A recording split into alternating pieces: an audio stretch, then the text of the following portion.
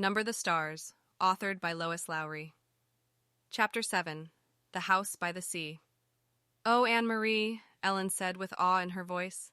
"It is beautiful." Anne-Marie looked around and nodded her head in agreement. The house and the meadows that surrounded it were so much a part of her childhood, a part of her life, that she didn't often look at them with fresh eyes. But now she did, seeing Ellen's pleasure. And it was true. They were beautiful. The little red-roofed farmhouse was very old, its chimney crooked and even the small shuttered windows tilted at angles. A bird's nest, wispy with straw, was half hidden in the corner, where the roof met the wall above a bedroom window. Nearby, a gnarled tree was still speckled with a few apples now long past ripe. Mama and Kirsty had gone inside, but Anne-Marie and Ellen ran across the high-grassed meadow through the late wildflowers. From nowhere, a gray kitten appeared and ran beside them, pouncing here and there upon imagined mice, pausing to lick its paws, and then darting off again. It pretended to ignore the girls, but looked back often to be certain that they were still there, apparently pleased to have playmates. The meadow ended at the sea, and the gray water licked there at damp brown grass flattened by the wind and bordered by smooth, heavy stones. "I have never been this close to the sea," Ellen said. "Of course you have. You've been to the harbor in Copenhagen 1,000,000 times. Ellen laughed. "I mean the real sea, the way it is here. Open like this, a whole world of water." Anne-Marie shook her head in amazement. To live in Denmark, a country surrounded by water, and never to have stood at its edge. "Your parents are really city people, aren't they?" Ellen nodded. "My mother is afraid of the ocean," she said, laughing. "She says it is too big for her, and too cold."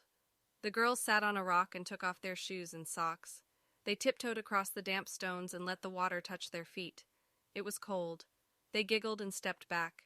Anne-Marie leaned down and picked up a brown leaf that floated back and forth with the movement of the water. "Look," she said. "This leaf may have come from a tree in Sweden. It could have blown from a tree into the sea and floated all the way across. See over there?" she said, pointing. "See the land way across there? That's Sweden." Ellen cupped one hand over her eyes and looked across the water at the misty shoreline that was another country. "It's not so very far," she said. "Maybe," Anne-Marie suggested. "Standing over there are two girls just our age, looking across and saying, 'That's Denmark!'" They squinted into the hazy distance, as if they might see Swedish children standing there and looking back.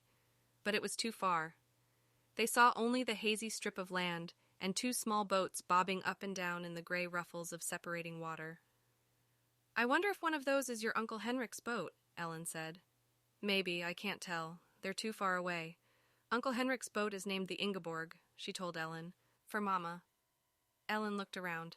"Does he keep it right here? Does he tie it up so that it won't float away?" Anne-Marie laughed. "Oh, no.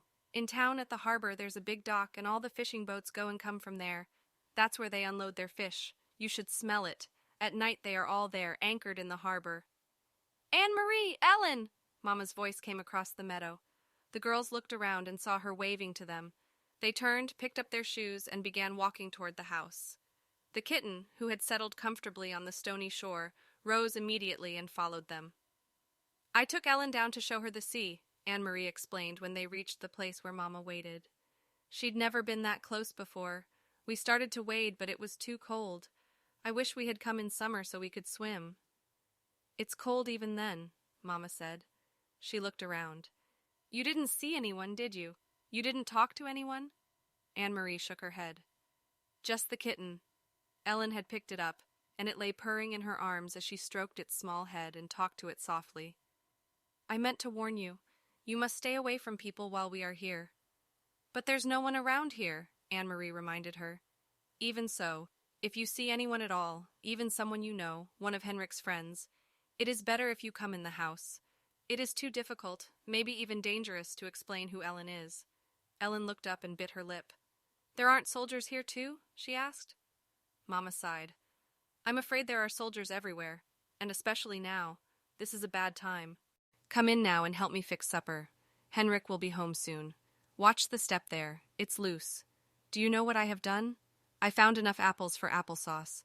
Even though there is no sugar, the apples are sweet. Henrik will bring home some fish and there is wood for the fire, so tonight we will be warm and well fed." "It is not a bad time then," Anne-Marie told her. "Not if there is applesauce." Ellen kissed the kitten's head and let it leap from her arms to the ground. It darted away and disappeared in the tall grass. They followed Mama into the house. That night, the girls dressed for bed in the small upstairs bedroom they were sharing, the same bedroom that had been Mama's when she was a little girl. Across the hall, Kirsty was already asleep in the wide bed that had once belonged to Anne-Marie's grandparents. Ellen touched her neck after she had put on Anne-Marie's flower-sprigged nightgown, which Mama had packed. "Where is my necklace?" she asked. "What did you do with it?" "I hid it in a safe place," Anne-Marie told her. "A very secret place where no one will ever find it, and I will keep it there for you until it is safe for you to wear it again." Ellen nodded. "Papa gave it to me when I was very small," she explained. She sat down on the edge of the old bed and ran her fingers along the handmade quilt that covered it. The flowers and birds, faded now, had been stitched onto the quilt by Anne-Marie's great-grandmother many years before. "I wish I knew where my parents are," Ellen said in a small voice as she outlined one of the appliqued birds with her finger. Anne-Marie didn't have an answer for her. She patted Ellen's hand and they sat together silently. Through the window they could see a thin, round slice of moon appear through the clouds, against the pale sky. The Scandinavian night was not very dark yet, though soon, when winter came, the night would be not only dark but very long, night skies beginning in the late afternoon and lasting through morning. From downstairs they could hear Mama's voice and Uncle Henrik's, talking, catching up on news.